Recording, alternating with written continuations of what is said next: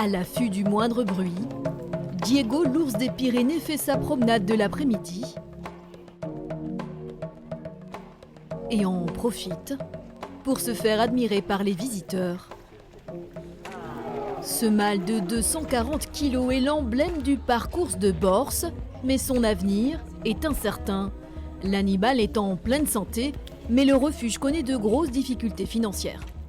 En fait, tous les ans, faut qu'on fasse 20 000 entrées. Cette année, on est à 18 000. Ça fait plusieurs années qu'on n'arrive pas à passer la barre des 20 000. Il y a eu l'inflation, il y a eu l'augmentation des charges et tout ça. Nous, on avait décidé de ne pas forcément augmenter les tarifs parce que pour le public. Mais là, on se rend compte que c'est plus une solution. Borse accueille environ 170 animaux, des espèces européennes ou domestiques qui ont été sauvés par le refuge, comme l'âne Sully.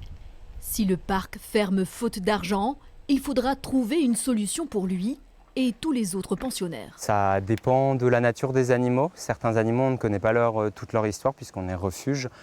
Donc certains, malheureusement, auront potentiellement un triste sort.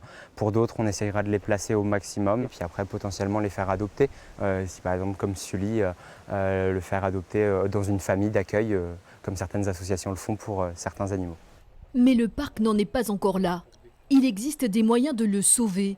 Bénévolat, dons de nourriture ou d'argent grâce à une cagnotte Litchi ouverte en ligne. La fermeture du parc serait une vraie perte, notamment pour la commune de Borse. Ce serait un manque important, non pas au point de vue économique, même si ça impacterait la petite épicerie qui vit sur Borse, mais ça serait une perte en termes d'image. Le parcours de Borse se laisse jusqu'à septembre pour faire un point sur la situation et décider de son avenir et de celui de ses fragiles pensionnaires.